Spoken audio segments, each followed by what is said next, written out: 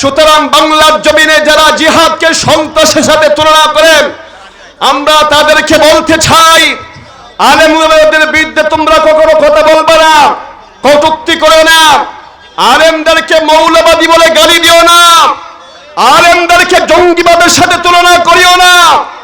যারা আলেমদের সাথে বেয়াদবি করেছে, যারা আলেমদেরকে মৌলবাদী গালি দিয়েছে, অতীত ইতিহাস থেকে শুরু করে এখন পর্যন্ত বিশ্বের বিভিন্ন রাষ্ট্রে যারা ইসলামের বিরোধিতা করেছে তাদের কি পরিণতি হয়েছে আমরা সবাই অবগত আছি, ঠিক না? আমরা আলেমদের পক্ষে, ইসলামের পক্ষে। যারা আলেমদের বিরুদ্ধে অবস্থান নেবেন, ইসলামের বিরুদ্ধে অবস্থান নেবেন, জিহাদের বিরুদ্ধে অবস্থান নেবেন, আমরা আমাদের সমস্ত শক্তি প্রয়োগ করে তাদের বিরুদ্ধে জান মাল আল্লাহর জন্য ব্যয় করে তাদের বিরুদ্ধে আমরা লড়াই করব, সংগ্রাম করব। কারা কারা প্রস্তুত আছেন আল্লাহকে হাত তুলে দেখা।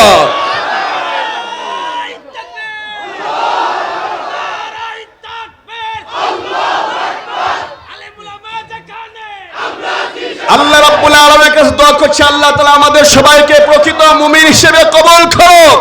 রাব্বুল আলামিন বলেছেন, ইন্নাল্লাহা ইশতারা মিনাল মুমিনিনা আনফুসাহুম ওয়া আমওয়ালাহুম বিআন্না লাহুমুল জান্নাহ। নিশ্চয় আল্লাহ তাআলা মুমিনদের কাছ থেকে কিনে নিয়েছেন, আর যারা মুমিন তারাও আল্লাহ তাআলার কাছে বিক্রি করে দিয়েছে তাদের জান এবং মাল। বিনিময়ে আল্লাহ তাআলা তাদেরকে জান্নাত দিবেন। আল্লাহ তাআলা মুমিনের কাছ থেকে দুইটা জিনিস কিনে নিয়েছেন, জান এবং মাল। বিনিময়ে আল্লাহ কি দিবেন? জান্নাত দিবেন। يقاتلون في سبيل الله, এই জান এবং মাল দিয়ে তারা মৃত্যুর আগ পর্যন্ত আল্লাহর পথে লড়াই করবে, সংগ্রাম করবে। يقاتلون في سبيل الله, আল্লাহ তাআলা বলেন তারা এই জান এবং মাল দিয়ে আল্লাহর পথে লড়াই করবে, সংগ্রাম করবে। অতঃপর লড়াইয়ের রেজাল্ট হলো তারা শহীদ হবে, অন্যদেরকে যারা ইসলামের দুশমন তাদেরকে পরাভূত করবে। আর আল্লাহ তাআলা তাদেরকে যে জান্নাত দিবেন, এই জান্নাতের ওয়াদা আল্লাহ তাআলা তাওরাত, ইনজিল এবং কোরআন মাজিদে করেছেন। ومن أوفى بعهده من الله, আল্লাহ তাআলা বলেন আল্লাহর চাইতে অধিক ওয়াদা পালনকারী আর কে হতে পারে? অর্থাৎ মানুষ যদি ওয়াদা করে অনেক সময় ওয়াদা ভঙ্গ করে। আল্লাহ যে ওয়াদা করেছেন মুমিন যারা তারা যদি আল্লাহকে জান এবং মাল উভয়টাই দিয়ে দেয়, আল্লাহ তাদেরকে যে জান্নাত দিবেন এতে কোনো সন্দেহ নাই, ঠিক কিনা? এরপরে আল্লাহ বলছেন, ফাস্তাবশিরু বিবাইইকুমুল্লাযী বায়াতুম বিহ, সুতরাং তোমরা আল্লাহর সাথে যে চুক্তিতে আবদ্ধ হয়েছো এতে তোমরা খুশি থাকো, সন্তুষ্ট থাকো। ওয়াযালিকা হুয়াল ফাউজুল আযীম, এটাই হলো বিরাট সফলতা। পরের আয়াতে রাব্বুল আলামিন মুমিনদের কিছু গুণের কথা উল্লেখ করেছেন। আত-তাইবুন আল-আবিদুন আল-হামিদুন আস-সাইহুন, মুমিনের এক নাম্বার গুণ হলো তারা হলো তওবাকারী। যদি শয়তানের ধোঁকায় পড়ে, নফসের তাড়নায় পড়ে কোনো পাপ করে ফেলে, অন্যায় করে ফেলে, সাথে সাথে তারা তওবা করবে, এক নাম্বার গুণ। দুই নাম্বার গুণ হলো আল-আবিদুন, তারা হলো আল্লাহ তাআলার ইবাদতকারী, একমাত্র আল্লাহ তাআলার ইবাদত করবে। হায়াতে জিন্দেগিতে যতদিন বেঁচে থাকবে অন্য কারো ইবাদত মুমিন করবে না। আত-তাইবুন আল-আবিদুন আল-হামিদুন, তিন নাম্বার গুণ হলো মুমিন সদা সর্বদা রবের প্রশংসা করবে।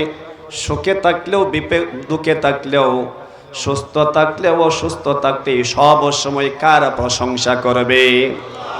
3 নাম্বার গুণ। 4 নাম্বার গুণ হলো আস-সাইহুন, তারা হলো সিয়াম পালনকারী, রোজা পালনকারী। এরপরে 5 নাম্বার গুণের কথা আল্লাহ তাআলা রাকিউনাস সাজিদুন। 5 নাম্বার গুণ হলো তারা কেবলমাত্র আল্লাহ তাআলার জন্য রুকু করবে। 6 নাম্বার গুণ হলো তারা আল্লাহর সন্তুষ্টির জন্যই আল্লাহর কুদরতি পায়ে সিজদায় লুটিয়ে পড়বে। 7 নাম্বার গুণ হলো আল আমিরুনা বিল মা'রুফ, তারা সৎ কাজে আদেশ দানকারী। 8 নাম্বার গুণ হলো ওয়ান্নাহুনা আনিল মুনকার, তারা অসৎ কাজে বাধা প্রদানকারী। 9 নাম্বার গুণ হলো ওয়াল হাফিজুনা লিহুদুদিল্লাহ, তারা আল্লাহ তাআলার হুদুদ বা সীমা রেখা সমূহ সংরক্ষণকারী, হেফাজতকারী।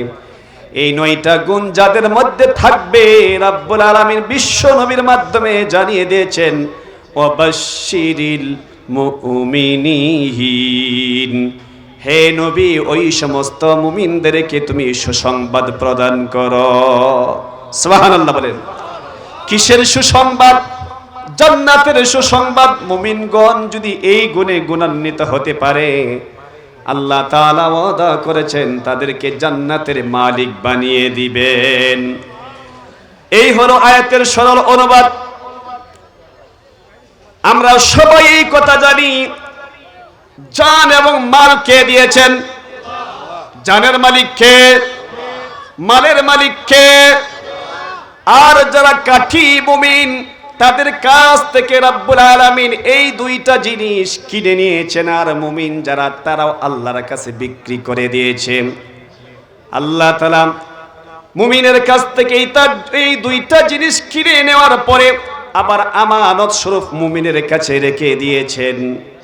এখন মুমিন জান মাল দিয়ে কি করবে? যদি কোনো ব্যক্তি, কোনো মুমিন যদি আল্লাহর কাছে প্রশ্ন করে, এটার উত্তর আছে কিনা?